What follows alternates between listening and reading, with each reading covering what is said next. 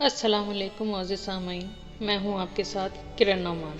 पेश खिदमत है उमैर अहमद का मशहूर नावल ज़िंदगी गुलजार है की 5वीं किस्त। अगर आप लोगों ने अभी तक मेरा चैनल सब्सक्राइब नहीं किया तो प्लीज़ सब्सक्राइब कर लीजिए और साथ ही बेल आइकॉन को भी प्रेस कर दीजिए ताकि आइंदा आने वाले एक साथ और नई कहानी और अफसाने आप तक जल्द पहुंचते रहें।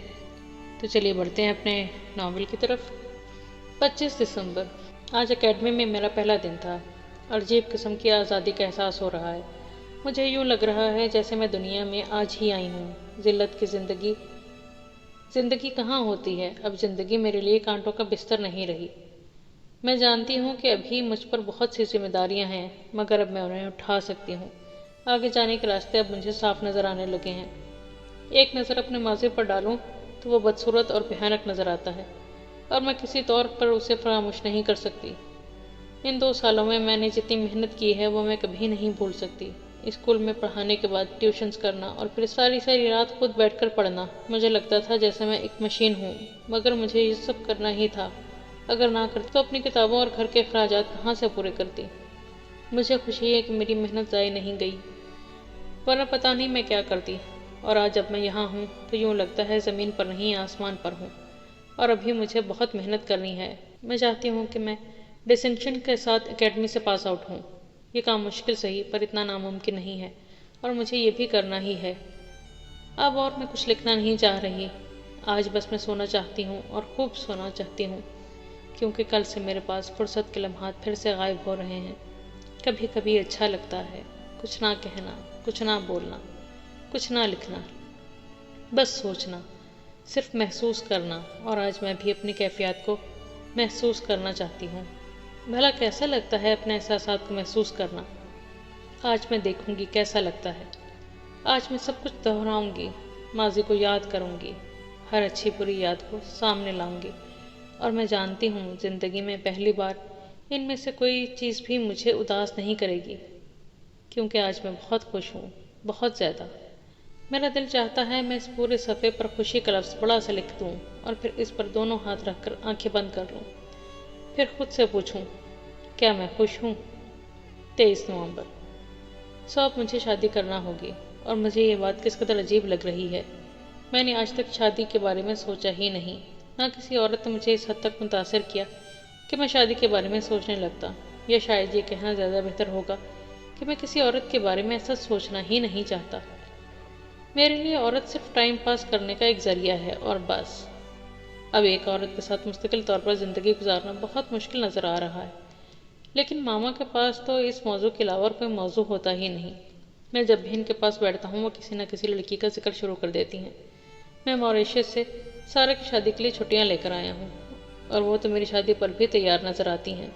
सारा की शादी पर भी वो मुझे लड़कियाँ ही दिखाती रहीं और मैं शादी के फंक्शंस को भी ठीक से इंजॉय नहीं कर पाया। हालांकि वहाँ एक से एक खूबसूरत लड़की थी। मैं जानता था कि मामा मुझ पर नज़र रखे हुए हैं और अगर मैंने टाइम पासिंग के लिए भी किसी लड़की पर इत्तफा दिखाया तो वो यही समझेंगी कि मुझे वो लड़की पसंद आ गई है। और ये भी मुमकिन था कि वो शादी के फंक्शन के दौरान ही उस लड़की की फैमिली से बात तय कर लेती, इसलिए मुझे बहुत रिजर्व रहना पड़ा। आज फिर वो यही जिक्र लेकर बैठ गई थी कि मैं शादी नहीं तो मंगनी कर जाऊँ। मेरी टाल मटोल पर उन्होंने कहा था, ज़ारून तुम शादी क्यों नहीं करना चाहते। मैं शादी करना चाहता हूँ और करूँगा भी, लेकिन अपनी पसंद की लड़की से, और वो लड़की मुझे अभी तक नज़र नहीं आई। मैंने उन्हें टालने की कोशिश की थी। ज़ारून, जो लड़कियाँ मैं तुम्हें दिखा रही हूँ वो सब अच्छी हैं, तुम इनमें से किसी को पसंद करने की कोशिश क्यों नहीं करते। मैं उन्हें पसंद नहीं कर सकता क्योंकि उनमें वो खूबियाँ नहीं हैं जो मैं चाहता हूँ। वो खूबसूरत हैं, दौलतमंद हैं, एजुकेटेड हैं, अच्छी फैमिली से ताल्लुक़ रखती हैं। उनके अलावा और क्या क्वालिटी चाहिए तुम्हें जो इनमें नहीं है। हाँ, इनमें ये सब कुछ है, लेकिन इनके अलावा भी एक चीज़ होती है और वो है किरदार। मुझे ऐसी लड़की चाहिए जिसका कभी कोई स्कैंडल ना बना हो, जिसने मजाक में भी किसी के साथ फ्लर्ट ना किया हो और ना ही किसी ने उसके साथ कोई अफेयर चलाया हो। मेरी बात पर मेरी मामा मेरा मुंह देख कर रह गई। ज़ारून, मैं जिन लड़कियों की बात कर रही हूँ वो भी आवारा नहीं हैं। उनमें तुम्हारी मतलूबा अहलियत पाई जाती है, वो बहुत अच्छी हैं। मुझे पाकिस्तान से गए सिर्फ 2 साल हुए हैं। इन 2 सालों में कौन सा इनकलाब आ गया है हमारी सोसाइटी में कि सारी लड़कियां पारसा हो गई हैं। अब वो फ्लर्ट नहीं करती या उनके स्कैंडल नहीं बनते। میں نے کافی ترشی سے ماما کو جواب دیا تھا اور انہوں نے بھی اسی لہجے میں کہا تھا، کسی کے ساتھ فلرٹ کرنے کا مطلب یہ نہیں ہوتا کہ وہ لڑکی کرپٹ ہے، اور تم خود کون سا پارسا ہو، تم خود بھی تو یہ سب کچھ کرتے رہے ہو۔ انہوں نے صاف مجھ پر طنز کیا تھا۔ ایک لمحے کے لیے میں واقعی خاموش ہو گیا۔ ٹھیک ہے، میرے افیئرز رہے ہیں اور میں ایک فلرٹ ہوں، لیکن میں مرد ہوں، یہ کر سکتا ہوں۔ میری بیوی کو میرے جیسا نہیں ہونا چاہیے۔ میری زندگی میں لاکھ لڑکیاں صحیح، مگر اس کی زندگی میں میرے علاوہ کوئی اور نہیں ہونا چاہیے، اور آپ کو ایسی لڑکی نہیں ملتی تو پھر یہ کام مجھ پر چھوڑ دیں۔ میں یہ کہہ کر کمرے سے نکل گیا تھا۔ میرے لیے ماما کو یہ بات سمجھانا بہت مشکل ہو رہا تھا کہ میں کسی بدنام لڑکی سے شادی نہیں کر سکتا، اور وہ میرے سامنے ایسی ہی لڑکیوں کو لا رہی تھیں۔ ان چند دنوں میں یہ بات تو اچھی طرح سمجھ گیا ہوں کہ والدین کتنے بھی آزاد خیال کیوں نہ ہوں، بچوں کی شادی کے معاملے میں وہ بہت قدامت پسند ہو جاتے ہیں، اور ہم جیسی فیملیز میں تو شادی بھی بزنس ڈیلنگز کا ایک حصہ ہوتی ہے۔ لوگ اپنے بزنس کو بچوں کی شادیوں کے ذریعے وسیع کرتے ہیں، مگر میں ایسی کسی بزنس ڈیل کا حصہ نہیں بننا چاہتا۔ میں زندگی کو اپنی مرضی کے مطابق گزارنا چاہتا ہوں، کیونکہ یہ میری زندگی ہے، اور فی الحال تو میں اپنی موجودہ زندگی سے بہت خوش ہوں، اور شادی جیسا کوئی پھندا گلے میں ڈالنا نہیں چاہتا۔ ہاں، جب شادی کروں گا تو ایسی ہی لڑکی چاہوں گا جو خوبصورت ہو، ویل آف ہو، اچھی فیملی سے تعلق رکھتی ہو، ایجوکیٹڈ اور کریکٹر وائز اسٹرانگ ہو۔ مگر فی الحال میں بیوی جیسا کوئی بکھیڑا پالنا نہیں چاہتا، کیونکہ بیوی مجھ پر پابندیاں لگانے کی کوشش کرے گی، اور وہ میں نہیں چاہتا۔ ماما اگر میری ڈائری پڑھ لیں تو وہ مجھے قدامت پسند، تنگ نظر، شاونسٹ اور پتہ نہیں کیا کیا کہیں گی، مگر میں اپنے اصل کو روشن خیالی کے پردوں میں نہیں چھپا سکتا۔ جو میں ہوں وہ میں ہوں، اور خود کو بدلنا بہت مشکل کام ہے۔ میں کم از کم میں یہ نہیں کر سکتا۔ 16 اکتوبر آج میری پہلی پوسٹنگ ہوئی تھی، ایکسٹرا اسسٹنٹ کمشنر کے طور پر کھاریا میں، اور اس ہفتے کے اندر میں وہاں جا کر چارج سنبھال لوں گی، اور پھر میں صحیح معنوں میں عملی زندگی کا آغاز کروں گی۔ مجھے وہاں جاتے ہوئے خوشی تو ہو رہی ہے، مگر بہت زیادہ ذمہ داری کا احساس بھی ہو رہا ہے۔ کھاریا میں پہلی بار کسی عورت کو اس عہدے پر بھیجا جا رہا ہے، اور میں پوری کوشش کروں گی کہ میں اپنے فرائض کو پوری تندہی سے انجام دوں۔ کسی کو یہ کہنے کا موقع نہ دوں کہ فلاں کام میری وجہ سے نہیں ہو پایا، بگڑ گیا، اور پھر مجھے اس فیلڈ میں اب صحیح معنوں میں سیکھنے کا موقع ملے گا۔ ابھی تک تو صرف کتابی علم تھا، اور وہ علم دنیا میں بڑی حد تک لاگو نہیں ہوتا۔ میری اس 1 سال کے پرفارمنس کی بنیاد پر ہی میری اگلی پوسٹنگ ہوگی، اور کسی اچھی جگہ پوسٹنگ لینے کے لیے ضروری ہے کہ میں تربیت کے اس سال میں بہت محنت کروں اور میری پرفارمنس غیر معمولی ہو۔ زندگی بہت ہموار اور آسان سے ہوتی جا رہی ہے۔ یوں لگتا ہے جیسے ساری تکلیفیں اور پریشانیاں یکدم ختم ہو گئی ہیں، اور کبھی کبھی مجھے ان آسانیوں سے خوف آنے لگتا ہے۔ کیا واقعی میری ساری مشکلیں ختم ہو گئی ہیں؟ پتہ نہیں یہ اطمینان اور سکون کب تک رہتا ہے، مگر جب تک یہ ہے میں اسے انجوائے کرنا چاہتی ہوں۔ پتہ نہیں کب۔ 2 جنوری آج مجھے اپنے کیریئر کی پہلی پروموشن ملی ہے۔ اب مجھے ڈپٹی چیف آف مشن بنا کر قاہرہ بھیجا جا رہا ہے، اور اگلے دنوں میں وہاں ہوں گا۔ میں نے موریشیس میں اپنی پوسٹنگ کو بہت انجوائے کیا ہے، کیونکہ یہ بہت خوبصورت ملک ہے، بالکل ایک پرفیکٹ ہالیڈے اسپاٹ کی طرح۔ یہاں میں 3rd سیکرٹری کے طور پر بھیجا گیا تھا، اور اپنی ٹینیور کے خاتمے سے پہلے ہی مجھے ترقی دے کر قاہرہ بھیجا جا رہا ہے، اور مصر کی سرزمین تو ہر ایک کو ہی پراسرار لگتی ہے۔ مجھے بھی ایسا ہی لگ رہا ہے، حالانکہ میں پہلے بھی 2 بار چند دنوں کے لیے مصر جا چکا ہوں۔ اس کے باوجود ایک لمبے عرصے کے لیے وہاں قیام کرنا مجھے عجیب لگ رہا ہے۔ اپنی زندگی مجھے کبھی کبھی ایک راؤنڈ اباؤٹ کی طرح لگتی ہے، یہ ملک وہ ملک، پھر پاکستان، پھر کہیں اور۔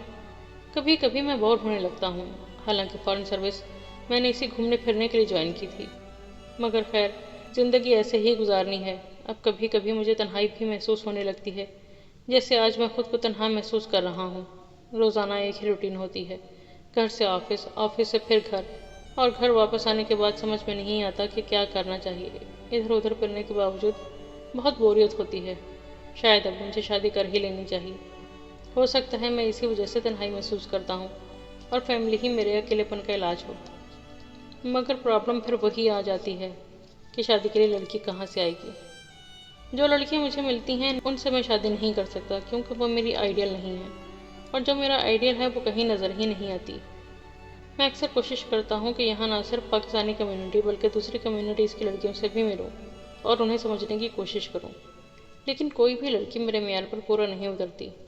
ان میں وہی بے باکی ہے جو مجھے ناپسند ہے۔ اس کے باوجود اب مجھے شادی کر ہی لینی چاہیے، کیونکہ اب 30 سال کا ہو گیا ہوں اور اپنے والدین کو خاصا ناراض بھی کر چکا ہوں، کیونکہ ان کا خیال ہے کہ اب تک مجھے 2 بچوں کا باپ ہونا چاہیے تھا۔ مجھے یہ سوچ کر کبھی ہنسی آتی ہے کہ جب میں باپ بنوں گا تو اپنے بیٹے کی شادی کے لیے اتنے ہی جتن کروں گا، اور کیا وہ بھی اپنی ڈائری میں ایسا ہی لکھے گا؟ میرے سب دوستوں کی شادی ہو چکی ہے، اور پچھلے ماہ جب میں اسامہ کی شادی پر گیا تھا تو بہت دیر تک اسے کشف کے والے سے چھیڑتا رہا تھا اور وہ مجھ پر بگڑتا رہا تھا۔ عجیب بات ہے، جب اسامہ سے ملتا ہوں مجھے کشف ضرور یاد آتی ہے۔ یقیناً اب تک اس کی شادی بھی ہو گئی ہوگی۔ وہ کیسا آدمی ہوگا یہ تو میں نہیں جانتا، ہاں مگر خوش قسمت ضرور ہوگا، کیونکہ اس کی بیوی بہت اچھی ہے۔ میں ان 2 سالوں میں 4 دفعہ پاکستان گیا ہوں، مگر پوری کوشش کے باوجود میں اس کے بارے میں کچھ نہیں جان پایا، اور نہ ہی مجھے اب اس سے ملنے کی کوئی امید ہے، مگر میں اس کے لیے دعا گو ہوں کہ وہ جہاں بھی ہو خوش ہو۔ 8 جنوری، کل ثنا کی شادی بھی ہو گئی ہے اور ذمہ داریوں کے پہاڑ ایک ایک کر کے میرے کندھوں سے اتر رہے ہیں۔ میں اپنی بہنوں کے مستقبل کے بارے میں پریشان رہتی تھی، کیونکہ روپے نام کی کوئی چیز ہمارے پاس نہیں تھی اور انہیں تعلیم میں دلچسپی نہیں تھی، اور میں سوچتی تھی کہ ان کی شادی کیسے ہوگی۔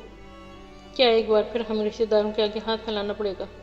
مگر وہ بہت خوش قسمت ہیں، انہیں کسی محنت اور پریشانی کے بغیر ہی سب کچھ مل گیا ہے، اور میرا یہ عقیدہ مزید مضبوط ہو گیا ہے کہ دنیا میں صرف وہی شخص کچھ پا سکتا ہے جو دولت مند یا خوبصورت ہو۔ میری بہنیں بہت زیادہ خوبصورت نہ سہی، بہرحال خوبصورت ہیں۔ جب اسما کے لیے اظہر کا پرپوزل آیا تو مجھے حیرت ہوئی تھی، کیونکہ اسما نے رو دھو کر گریجویشن کیا تھا اور اظہر انجینئر تھا اور بہت قابل تھا۔ مالی لحاظ سے وہ بہت امیر نہ سہی مگر بہت اچھے تھے۔ پھر انہوں نے جہیز لینے سے بالکل انکار کر دیا تھا۔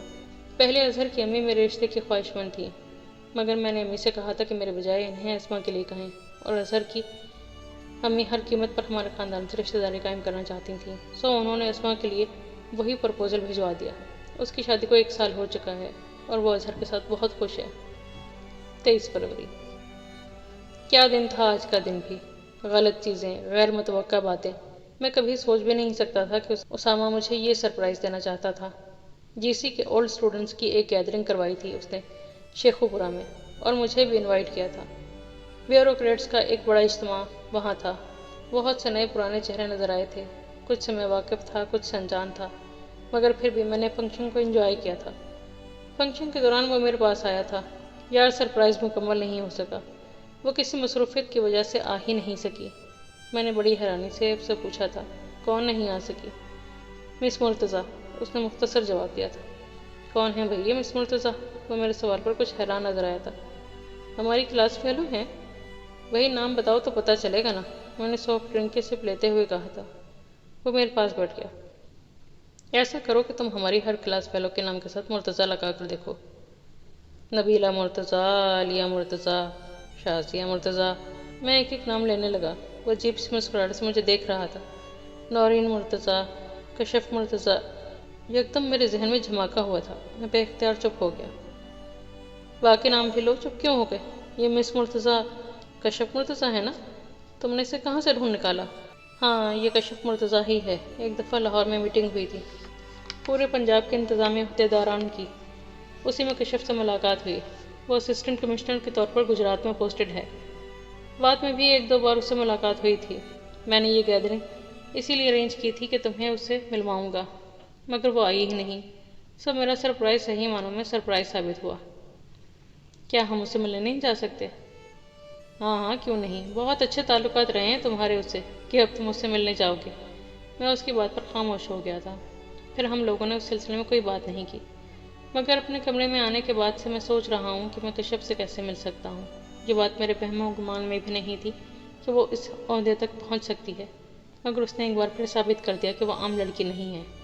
کشف مرتضیٰ کا نام میرے پچھلے سالوں کی ڈائریوں میں بارہا لکھا ہے، مگر میں کتنا اسٹوپڈ ہوں کہ آج مجھے اس کا نام ہی یاد نہیں آیا۔ آج رات میں سو نہیں پاؤں گا، کیونکہ میں سونا چاہتا ہی نہیں ہوں۔ میں اس سے ملنا چاہتا ہوں، ایک بار، صرف ایک بار، مگر یہ کیسے ہوگا میں نہیں جانتا۔ میں جو ہر بات کا حل نکال لیتا ہوں، اس مسئلے کا حل نکالنے سے قاصر ہوں۔ 10 فروری، اس وقت رات کے 10 بج رہے ہیں۔ آج گجرات میں میری پوسٹنگ کا آخری دن تھا۔ آج میں نئے آنے والے اے سی کو چارج دے چکی ہوں اور کل مجھے فیصلہ آباد میں چارج لینا ہے۔ پتہ نہیں سیاسی تبدیلیوں کے ساتھ ہی انتظامی تبدیلیاں کیوں شروع ہو جاتی ہیں۔ میں ذہنی طور پر پہلے ہی اپنا چارج چھوڑنے کے لیے تیار تھی، کیونکہ صوبے میں بڑے پیمانے پر انتظامی تبدیلیاں ہو رہی تھیں۔ پھر میں اس وبا سے کیسے بچ سکتی تھی؟ میں کبھی بھی گجرات میں پوسٹنگ کے 1.5 سال کو نہیں بھول سکتی۔ یہی میری زندگی کا سب سے یادگار عرصہ ہے۔ اگر سوچوں کہ ان 1.5 سالوں میں سب سے اچھا کام کون سا کیا، تو ذہن پر زیادہ زور دینا نہیں پڑے گا۔ اپنے منجلے ماموں کے بڑے بیٹے کو پولیس کسٹڈی سے چھڑوانا ہی سب سے بہترین کام تھا۔ اس پر کار چوری کا الزام لگایا گیا تھا اور وہ اس جرم سے انکاری تھا، حالانکہ میں جانتی تھی کہ تفریحاً صحیح مگر اس نے یہ کام ضرور کیا ہوگا۔ اس کے باوجود میں اپنی ماں کے کہنے پر بلکہ مجبور کرنے پر اسے رہا کروانے پر مجبور ہو گئی، اور جس آدمی کی کار چوری ہوئی تھی اسے مجبور کیا کہ وہ میرے ماموں کے ساتھ تصفیہ کر لے۔ یہ کام میری زندگی کا سب سے مشکل کام تھا، کیونکہ مجھے جن لوگوں سے نفرت ہے ان میں منجلے ماموں کا خاندان بھی شامل ہے۔ جب ہم اپنے حالات کے بگڑ جانے کی وجہ سے ان کے ہاں رہنے پر مجبور ہوئے تو ان کا سلوک ہمارے ساتھ انسانیت سے گرا ہوا تھا۔ ممانی ہمیشہ کھانے کے وقت ہمیں کہا کرتی کہ ہم تھوڑا کھانا لیں کیونکہ باقی لوگوں نے بھی کھانا ہے، اور ہم حیران ہو کر ان کا منہ دیکھا کرتے کہ کیا ہم اتنا کھا رہے ہیں کہ وہ یہ کہنے پر مجبور ہو گئی ہیں۔ اخبار پڑھنے کے لیے میں ممانی کے کمرے میں 10 چکر لگایا کرتی تھی، اور انہوں نے اگر اخبار پڑھ بھی لیا ہوتا تب بھی مجھے آتا دیکھ کر وہ دوبارہ اخبار اٹھا لیتی۔ ناشتے میں ہمیں ڈبل روٹی نہیں ملتی تھی، لیکن چوہوں کی کتری ہوئی ڈبل روٹی کے پورے لفافے ڈسٹ بن میں پڑے ہوتے۔ ہم لوگ ٹی وی دیکھنے ان کے کمرے میں جاتے تو وہ یا ان کا کوئی بچہ ٹی وی بند کر دیتا۔ ذلت کے وہ 3 سال میرے لیے بہت اہم ثابت ہوئے تھے۔ انہوں نے آگے پڑھنے کے لیے مجھے تیار کیا تھا۔ میں تب 12 سال کی تھی اور ان کی ساری باتیں آج بھی میرے ذہن پر نقش ہیں۔ سجاد کو چھڑوانے پر میں امی کی وجہ سے مجبور ہوئی تھی، اور میں حیران تھی کہ کیا امی وہ سب بھول گئی ہیں، مگر وہ ایک محبت کرنے والی بہن ہے، اور ایسی بہنوں کی یادداشت بھائیوں کے معاملے میں ہمیشہ کمزور ہوتی ہے۔ اس 1.5 سال میں اپنے رشتہ داروں کے بہت سے چھوٹے بڑے کام کرتی رہی ہوں، اور اب میرے سر پر یہ بوجھ نہیں ہے کہ میں نے ان کے لیے کبھی کچھ نہیں کیا۔ میں نے سارا احسان نہیں تو اس کا بڑا حصہ اتار دیا ہے۔ اب ان کے سامنے میری گردن پہلے کی طرح جھکی نہیں رہے گی۔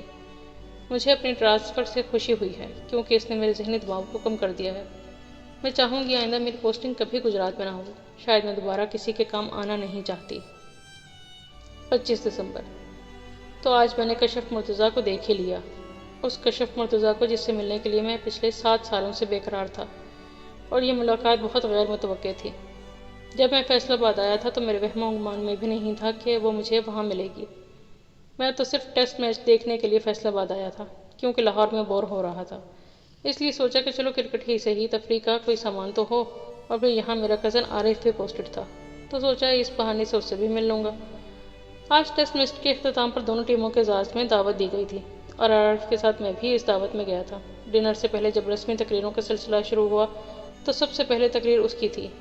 وہ اسٹیج پر آ کر رسمی کلمات دہراتی رہی تھی اور میں اس کا جائزہ لیتا رہا۔ وہ آسمانی رنگ کے کاٹن کے سوٹ میں ملبوس تھی، اور اس کے اوپر اس نے کالی جیکٹ پہنی ہوئی تھی جس کے بٹن سامنے سے کھلے تھے اور جسے اس نے آستینوں سے فولڈ کیا ہوا تھا۔ اس کے بال اسٹیپس میں کٹے ہوئے تھے۔ میں نہیں جانتا کہ کالج میں بھی اس نے بال کٹوائے ہوئے تھے یا نہیں، کیونکہ اس کے سر پر ہمیشہ ایک بڑی سی چادر ہوتی تھی۔ ایک اور تبدیلی جو میں نے اس میں دیکھی تھی وہ اس کی مسکراہٹ تھی۔ وہ اپنی تقریر کے دوران مسلسل مسکراتی رہی تھی، اور کالج میں نے اسے مسکراتے کم ہی دیکھا تھا۔ اپنی تقریر ختم کر کے وہ اسٹیج سے اتر آئی تھی اور میری نظریں اس کی سیٹ تک اس کے تعاقب میں گئیں۔ اس وقت تک میں نہیں جانتا تھا کہ اس نے مجھے دیکھا ہے یا نہیں، اور اگر دیکھا تھا تو کیا پہچانا تھا یا نہیں۔ ڈنر سے کچھ دیر پہلے وہ عارف کے پاس گئی تھی اور عارف اسے لے کر میری طرف آ گیا، اور میں اس لمحے بہت نروس تھا، کیونکہ میں جانتا تھا کہ اب عارف اس کے ساتھ میرا تعارف کروائے گا، اور میں اس کے رد عمل کے بارے میں فکر مند تھا۔ لیکن جب عارف نے اس سے میرا تعارف کروایا تو اس کی آنکھوں میں کوئی شناسائی نہیں جھلکی تھی۔ اس نے بڑے رسمی طریقے سے مجھ سے سلام دعا کی۔ میں اس کے انداز پر حیران رہ گیا تھا کہ اس نے مجھے پہچانا کیوں نہیں۔ میرے نام پر میرے چہرے کو دیکھ کر اسے اتنا بے تاثر تو نہیں رہنا چاہیے تھا۔ ڈنر کے بعد وہ چائے کا کپ لے کر ہال سے باہر نکل گئی۔ میرا دل چاہا کہ میں اسے اپنی شناخت کرواؤں۔ میں بھی اس کے پیچھے باہر چلا گیا۔ وہ برآمدے کے ستون کے پاس کھڑی چائے پی رہی تھی۔ اس کے ایک ہاتھ میں چائے کا کپ، دوسرا ہاتھ جیکٹ کی جیب میں تھا۔ وہ لان کو دیکھ رہی تھی۔ میرے قدموں کے چاپ پر اس نے گردن موڑ کر مجھے دیکھا تھا۔ کشف، آپ نے مجھے پہچانا؟ اسے اپنی جانب متوجہ دیکھ کر میں نے کہا تھا۔ بڑی گہری نظروں سے اس نے مجھے دیکھا تھا، پھر پیپر کپ کو رول کر کے لان میں پھینکتے ہوئے کہا، بہت اچھی طرح، کیونکہ اس حوالے سے میں نے بہت کم لوگوں کو یاد رکھا ہے، اور جنہیں میں یاد رکھتی ہوں انہیں کبھی بھلاتی نہیں ہوں زارون جنید۔ اس کا لہجہ اس قدر سرد تھا کہ میں چاہتے ہوئے بھی خود کو کسی غلط فہمی میں مبتلا نہیں کر سکا۔ پھر وہ وہاں سے چلی گئی تھی۔ وہ واقعی بدل گئی تھی۔ اس نے میری آنکھوں میں آنکھیں ڈال کر بات کی تھی، اور ایک لمحے کے لیے بھی میری آنکھوں سے اس نے نظریں نہیں ہٹائیں تھیں، اور کالج میں کسی سے بات کرتے ہوئے ہمیشہ ادھر ادھر دیکھا کرتی تھی۔ میں اس کی آنکھوں کا تاثر نہیں بھول پایا ہوں۔ بالکل سرد آنکھیں، برف کی سلاخوں کی طرح، بالکل انسان کے اندر اتر جانے والی نظریں۔ کم از کم میں تو جان گیا ہوں کہ میں اسے بھولا نہیں ہوں۔ آخر مجھے یہ توقع کیوں تھی کہ وہ سب کچھ فراموش کر چکی ہوگی؟ کیا وہ سب کچھ فراموش کر دینے والا تھا؟ اور پھر جب آج تک میں کالج کے اس واقعے کو نہیں بھلا پایا تو وہ کیسے بھول سکتی ہے؟ لیکن آج پہلی دفعہ میرا دل چاہا تھا کہ کاش وہ سب کچھ بھول چکی ہوتی۔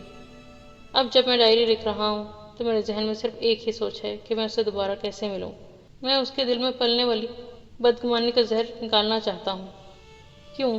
یہ میں نہیں جانتا۔ میں تو ابھی تک اس کیفے سے ہی نہیں نکلا ہوں جو آج اسے سامنے دیکھ کر مجھ پر طاری ہو گئی تھی۔ آج تک کسی عورت کو دیکھ کر میں ویسے جذبات سے دوچار نہیں ہوا جیسے آج ہوا ہوں۔ اے خدا، کیا ضروری تھا کہ تم کشف کو بناتے؟